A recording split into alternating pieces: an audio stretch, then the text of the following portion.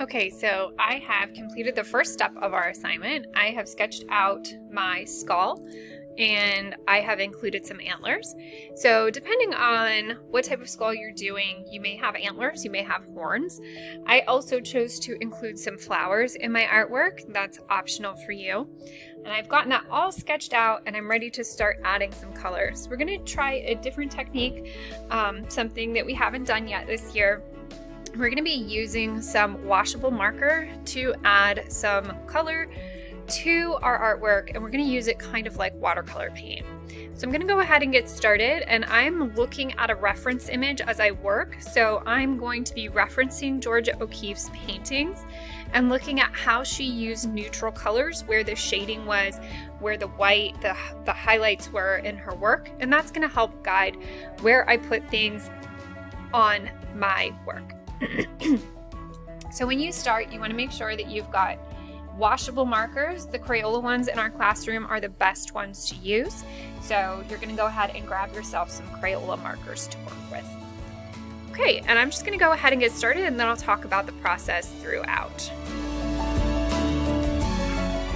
So as I'm thinking about where I'm putting my gray on my antlers, I'm looking at the reference image and also thinking about where kind of those darkest areas are going to be. And apparently I'm going to grab a different gray because mine is not working. Okay, so I've got a different gray marker and I'm going to try this one. Hopefully it's working this time. And I'm just going to start by putting a very thin line of gray in. So I'm being nice and neat with that. Then I'm looking at some other areas that I'm going to add in some gray. So I'm not going to color this in solid gray. So I'm thinking about where there would be shadows. And I'm putting the gray marker in those areas where I feel like there might be a little bit of a shadow. So I'm not outlining the whole thing.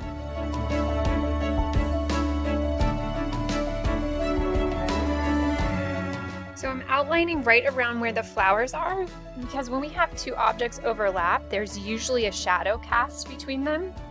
So these are overlapping, and I am going to add a little bit more gray in those areas. So I'm not overdoing it with my gray.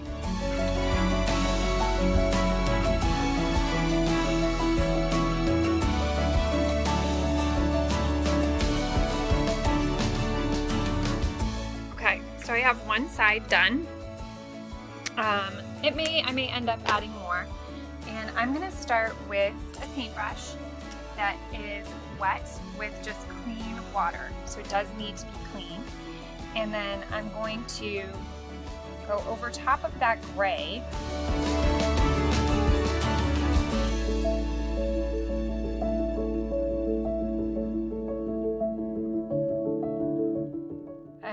Pulling that color out into the rest of the antler.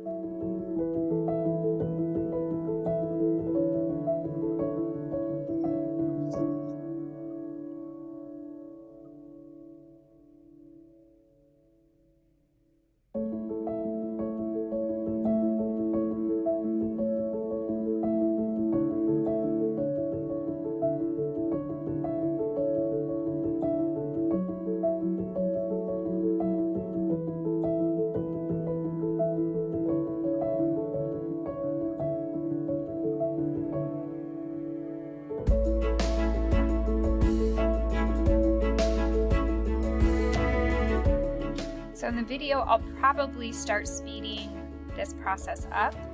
I wanted you to see how this begins in real time.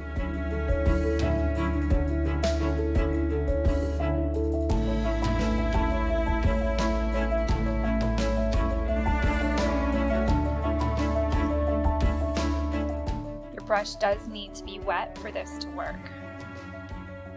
And you do need to be using washable markers. And again, definitely like the Crayola markers for this, although other washable markers technically should work. So I'm not trying to paint in the entire antler with this gray, because there's a lot of white.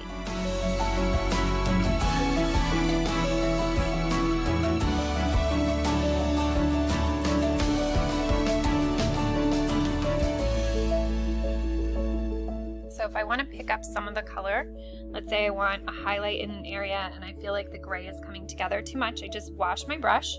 I'm going to dry it off, run my brush through that area, and pick some of that color up.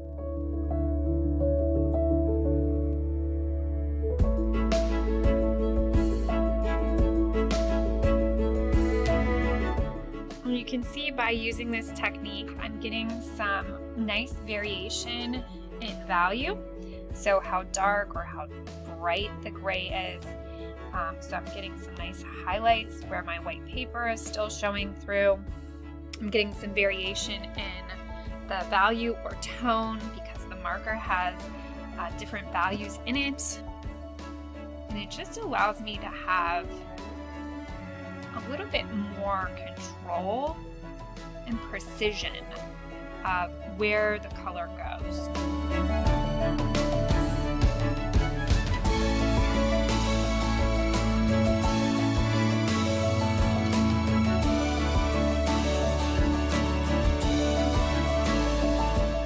Okay, so there is one antler done, and I'm actually pretty happy with the way this technique is working out. You can see how having a variation in the value helps to make this look more realistic. Using the marker allows us more control and more precision with how much paint we're actually using and also where it's going. So we're going to continue this process. I'm going to finish the other side and I'll come back at some point and show you how to do the same technique using some brown in the skull of the deer. But this gets you started and hopefully is making sense to you at this point.